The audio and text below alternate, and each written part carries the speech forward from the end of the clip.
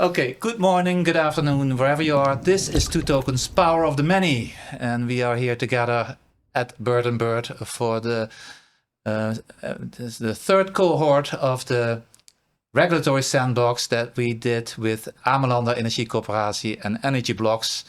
Of course, was ook ABN AMRO and Hyper Energy were also part of it. But here today are Meijndert Jansberg, one of the founding partners, and in the supervisory board, I should say, in full disclosure of Two Tokens, and Andries Metz, who is the director of Amelander Energie Coöperatie. And glad to have you here because we have 4 years of history. Yeah. And why don't you introduce yourself first, Andries, a little bit? Yeah. Okay, I will try to keep it short. But Andries Metz, I'm the director of the Amelander Energie Coöperatie. We are one of the first energy cooperatives in the Netherlands, and we are fully based on Ameland, where we have over 1,200 customers and about 350 members.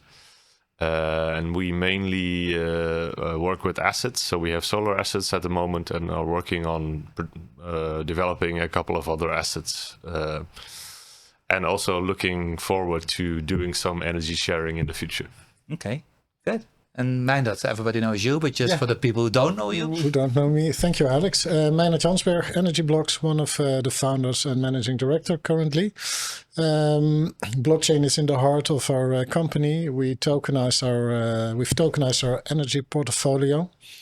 At first we did that on the liability side, and we're diving deeper into the asset side, and that's why cohort 3 is so very interesting, because it's really difficult to get to the asset side due to all the red tape that is involved with these projects. So true tokenization is still the goal.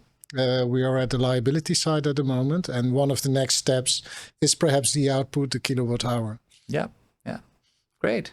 Yeah, and at Two Tokens, we've been at this since 2020, right? So we want to be hands-on and come to real solutions. It's interesting. We were at Brussels a month ago, and there was a presentation from the European Commission, and you see that decentralized solutions and the finance thereabout, and trying to get away from United States in particular, is very important right now. And so I think everything we're doing, decentralized energy systems and the digitization of that is going to be key. Is that what you see? Because you're from Friesland, Ameland, is that what you see in your neck of the woods? Well, for us, it's been a natural way of moving from the start. So from the start, we were about self-sustaining the energy system on the island and keeping as much of the energy as we can, and also the money involved on the island. So all geopolitics aside, we have been working on this, or at least this concept from the start of the ISA. So it's something that comes very natural to us and comes very natural to our customers, but also our members, because they also want to keep as much of the energy we produce on the island. This has been one of the key factors in our success, and also why we have that many customers, and will be I think one of the key aspects to keep on growing as a cooperative and energy community. And so how did you finance were the local citizens, are they the owner of the park, or how was it funded? Because it's a bottom-up type. It's a bottom-up thing. At first we started selling shares, so membership shares, which was our base capital to start funding projects.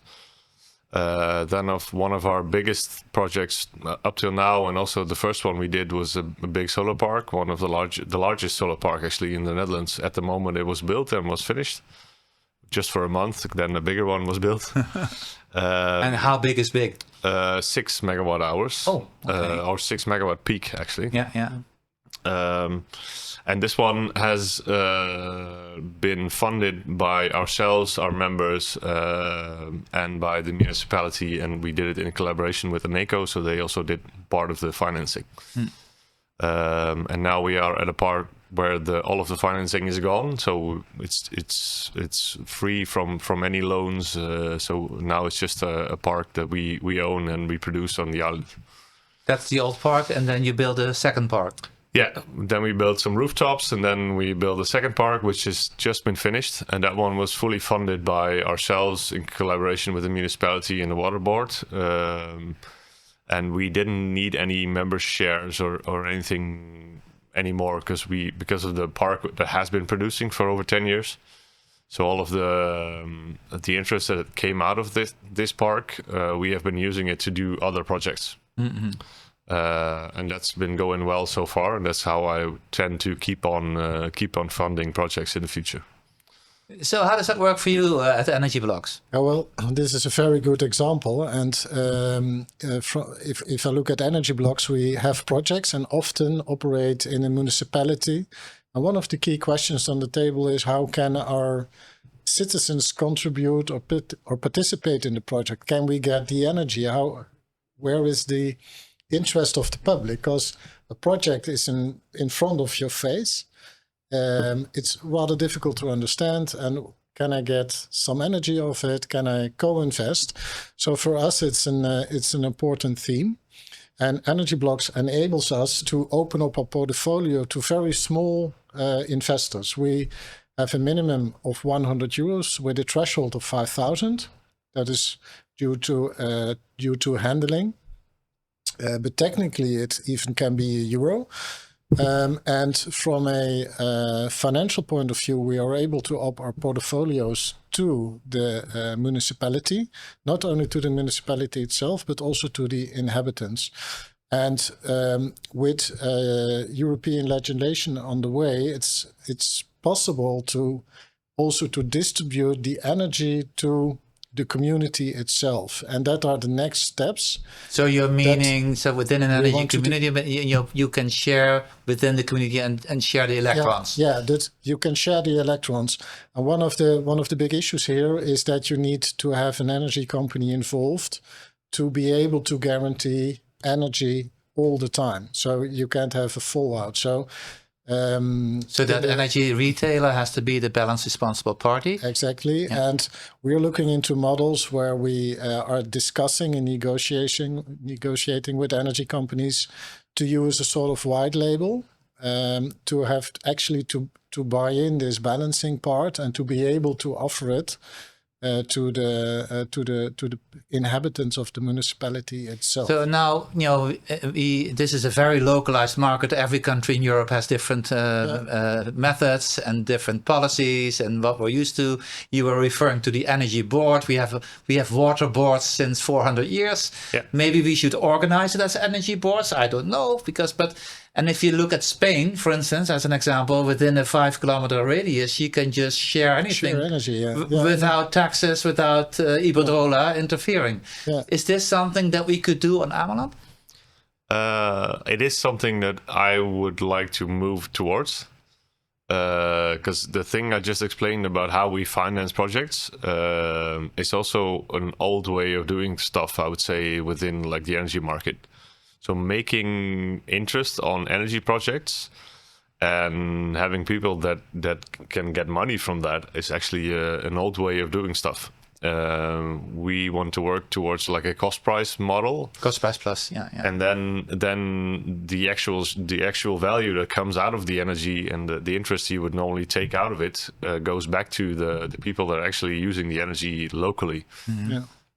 So these kind of examples are something that I would be interested to test on Ameland, where we can do something like this. And 5 kilometers is a little bit too small for us. Maybe so. If you make it 10, maybe then we can work with it. But, you said it yourself. Ameland was always independent from Friesland. So it used to be independent for a long time. Yeah. This is very interesting because I can invest in a park, but actually, the kilowatt hour is what I'm really interested in. So if I could take the kilowatt hour and use it for my own good and perhaps run the dishwasher with it or put it in my electric car, that's a way of return which is much more attractive than the financial return.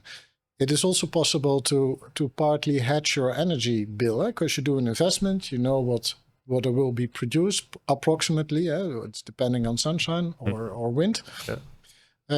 But you have some sort of hedge and control on your energy spending, and it's simply of interest to be able to get kilowatt hours delivered instead of a financial return, and using that financial return to buy the energy back. So there is a huge potential development here locally to produce and consume locally. One of the things that is really prohibiting this energy sharing for now is that you need to be with one energy retailer, right, to do the sharing, whereas in other countries you don't. How do you see that? Is there something that energy blocks could play a role in, or would you be looking at a BRP for that? I think the BRP, we are not into the BRP business. So what we do is we build, operate parks, and we finance them and open them up to the public to join in, to get this movement going on of co-investment with public. But we're not able to do this BRP role. So in other words, you do the capex, you get it going, but you're no longer involved in the OPEX and the offtake. Yeah, what we do, we deliver on the grid. Yeah. And in the end, electricity is electricity. You can see the difference between renewable and coal electricity. It's an electron. So what we do see is a lot of options that could be fitted in energy blocks, like voting rights, an administrative tool to be able to see, okay, what is your right? You will get 10 kilowatt hours, but you used 9. So you have 1 left. What has been done with it? Perhaps Ale took it and he didn't have a share, so he has to pay. Those kind of administrative roles can be played very easily by energy block. Actually, it's inside of the system already. And to get more, and even to get more deeper into the project, and to start register at the production itself. So that you go to the moment that you produce the energy. So you would be able to connect to an EMS and also adjust real time, as the flow of energy is coming and as the price is adjusted. That would be possible with energy blocks. Yeah, that would be possible. And especially also to be able to say, okay, it has not been made green afterwards, but you could also manage your consumption and matching it with your production. That's all very close by. Yeah, that's a magic word in Europe right now. Flexibility service providers, right? So that's very close, but we're not in this BRP role. But the system allows these options. And actually, we look at a solar panel or a solar park as a time series of kilowatt hours. I said it more often, and this time series of kilowatt hours has some sort of predictability. It's not for 100% sure, but you can relatively good predict. If you know what you're going to produce over time, you also can adapt your behavior and bring other flexible solutions to the market. But you have this running with the experience of the parks that you run in Germany, right? Yeah, we run the parks in Germany, and it would. In the beginning, we had discussions of being able to tap in on the P1 port here in the Netherlands to see and to use it for matching. This technology is almost you can almost take it off the shelf. Yeah. So it's more system integration, and a lot of parties are doing this, and there are a lot of chances coming up in this local for local, especially also in the energy corporations, which are heavily supported also in the Netherlands to get flying, to get bigger, to do the projects. Because you're on the one hand you're building your own parks, you are your own master over your own parks. You have the PPA, you do the funding, and you get the investors on board. Whereas Andries here is the CEO of a cooperative, bottom up. He had to get the money from the city council, from the members, and you're building it bottom up. What's the difference in these two? Could you, for instance, take a cooperative and put it on your platform for funding? How does that work? Because you have all these financial securities regulations. Yeah, Actually, we offer private placements, and because it's on our balance sheet, we have to comply with MiFID regulation.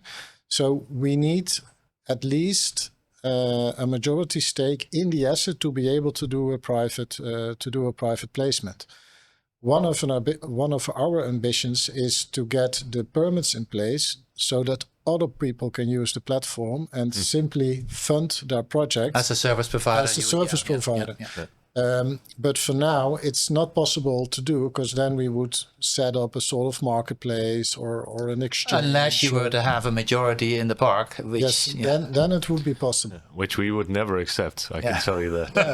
Yeah, but that's the nature of a cooperative. So as a cooperative, you don't want to have a majority player in it. You want to have control with the members. Yeah, and that's totally fair. Yeah, and we see this market is simply there, and we see the opportunity, but we'll need to get some work done to get the right permits to be able to offer that. Mm-hmm. Well, we set up 3 years ago the Ameland project phase 1, and was exactly for that, right? To create liquidity and fund the capex through local participation. Yeah. In the end, it wasn't necessary because we were oversubscribed, I gather. But in the end, that same ownership token could also be used for governance and for voting and what have you. So it's not all. And that's the beauty of smart contract. You also could withhold interest, pay out in kilowatt-hours. You can go a lot of directions. And if I look to our platform, I could give it to you, but then you have to sign all the contracts that we have with all the different service providers. And actually, you have to comply to the same regulation as we have to do. So, and that's where we see for all corporations. But in your end, you have a nice portal. Consumers and retailers can go to the portal, and within half an hour, you're a participant in one of the solar parks. So participation from your end is more mass marketing, and people can participate anyways. Yeah. How do you organize that? It's all local. It's right? all local. Yeah. You come together at the football field. You put how does that work? So we have regular meetings, obviously, where the same people show up. So if we have new projects and we want people to join in, we try to set up new meetings, but still the same people keep showing up, because that's what happens in these general meetings.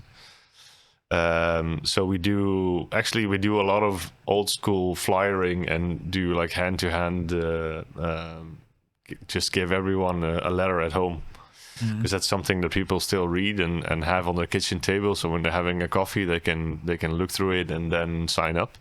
Well, that's what it's bottom up, right? It's bottom up, but it's also like really in close contact. So it's part of our work is just being on the island and being outside, cycling around, talking to people, saying like, "Hey, would you like to join in? Is there something? Do you have any concerns? Can we help you with something?"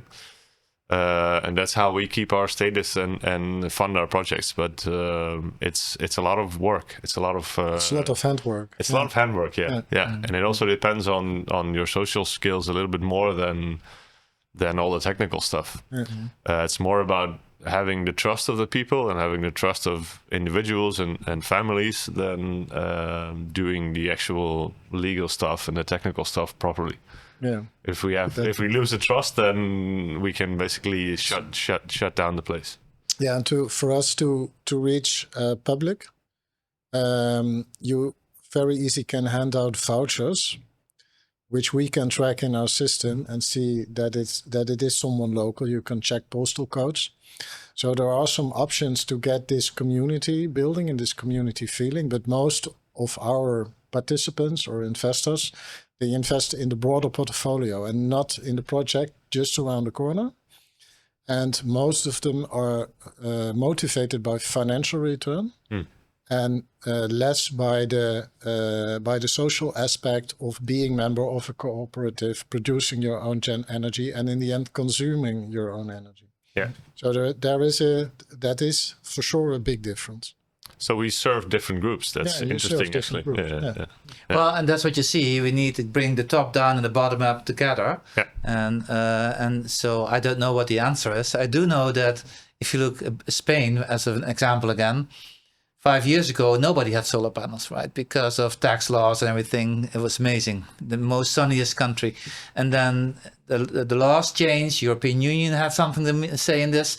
And everybody has them now. And the whole energy community concept there is so ingrained in the local society. It's amazing, right?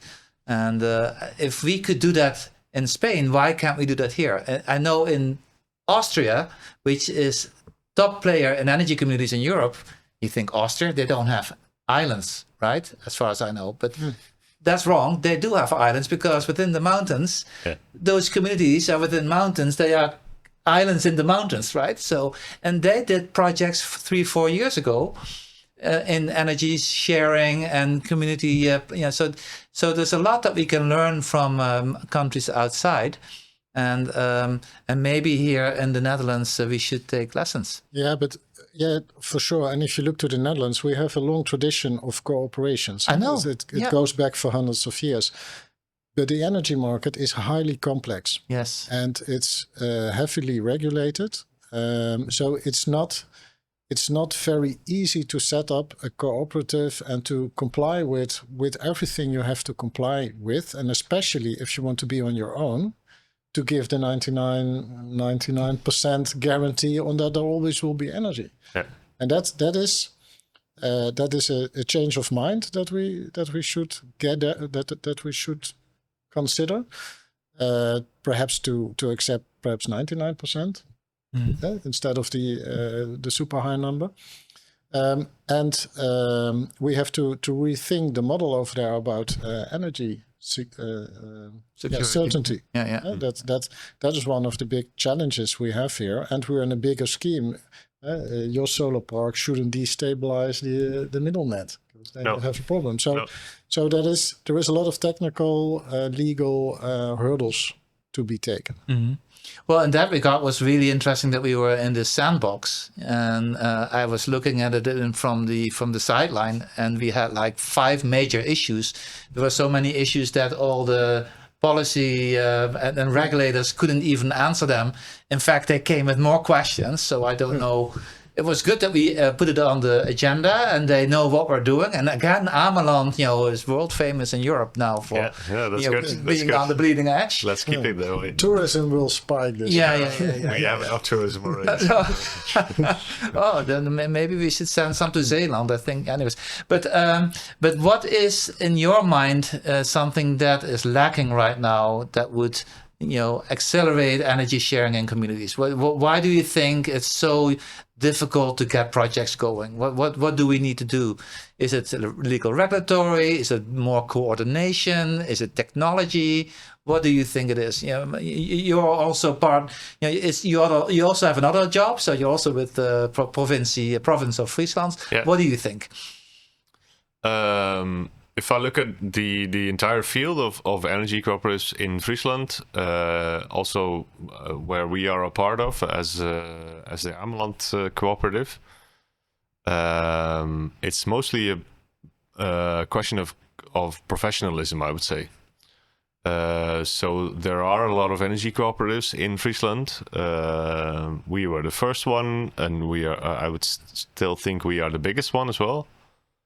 But if I look at a lot of the other cooperatives, they have one small solar roof, one postal code scheme subsidy, a couple of members, they resell some energy, and that's it. So the enable to go to the energy community status where you have to go to, you have to grow in professionalism, you have to have a bigger organization, you have to have professionals in place who can do project management, also financial management, get anything, know what's happening legally. So there's a lot of questions that come to a really small-sized organization, which I don't think there's a lot of capacity in local communities. So that would always be like a service model, an opportunity for companies to be orchestrators for those organizations. Yes, but at the same time, cooperatives want to be able to understand this themselves because they are the ones that have the trust of the local people. Yeah. So education is a big part of this. Then. Education is a big part of it. And size. And size, And yeah. size. So Yeah. if you, because this is very true, what you're saying, it's the professionalism, but it also has to do with size. So if the cooperatives would be bigger and grow to these energy communities, then you have this bigger size that enables you to do these more difficult tasks and also to employ people, because it's simply work that has to be done. And there are a lot of energy cooperatives that are set up by people doing that in the evening beside of their job, and it's actually goodwill to the community, and that should be taken to a next phase. But it's a challenge that is there, I think, for the last 10 years to get this professionalism. It has been coined by Energie Samen a long time ago as like the room to grow up. Cooperatives need the room to grow up. But this, what you're saying is exactly the case. So you need assets, you need money, you need funding to grow the organization, but also to grow the professionalism. Yeah, and actually, so we have to move away from volunteers to professionals. And a financier these days, financing hasn't become easier the last years. No, it hasn't. So one of the first questions is, what is the experience of the team? Well, there you go. Then it's. That's tricky. That's tricky. To comply with everything in financing is tricky sometimes. Yeah. There was a report last week from the European Association of Auditors, and they did an audit on energy cooperatives and where that is and how that complies with the aim of the European Union to grow in 2032. And basically it was said that the Netherlands are number one with 900 energy cooperatives, and then you had, I believe Italy was in there, and Romania was at the bottom, and Poland. And I don't know why, but it's just arbitrary. But my question to you is, we have energy cooperatives and we have energy communities, right? So the whole definition, it seems to me sometimes we're not using the same vocabulary and not the same definitions, because to us a cooperative is clear what it is. But according to European Commission, European Union, you can do an energy community without even going to the notary. Yeah. Right? Is that something that you see in Germany, for instance? We have 263 DSOs in Germany, right? Yeah. Are they communities or cooperatives? Yeah, that's an interesting question. If you look, actually, the cooperative is known more as a legal form, I think, and the energy community is more a mindset.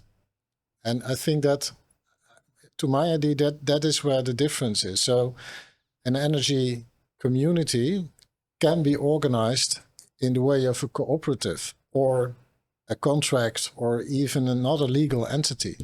So, and the energy community fits the cooperative as a legal structure very well. So I think it's a small definition question. It's not a definition question, but a perspective.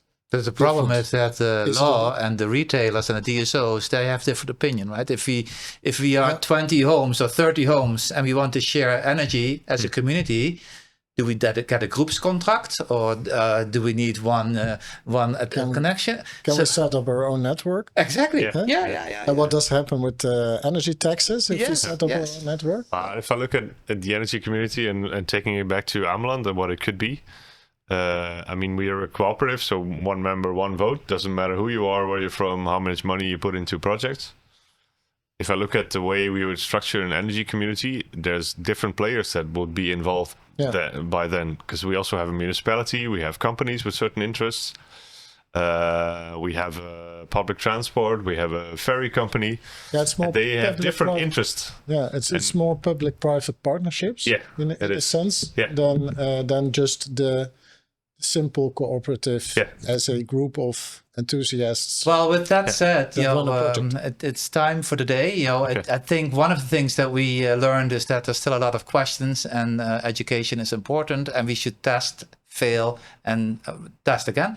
And succeed. As Energy Blocks is succeeding. So, and that's why we did the Digital Energy Masterclass, and we'll just have to continue. I would like to thank you, and let's go into the European Commission third cohort and see what the best practices are, and we'll publish that online. Thank you. Thank you, Alex. That was it for today's podcast. Thank you for listening in, and please subscribe so you don't miss out on our upcoming episodes.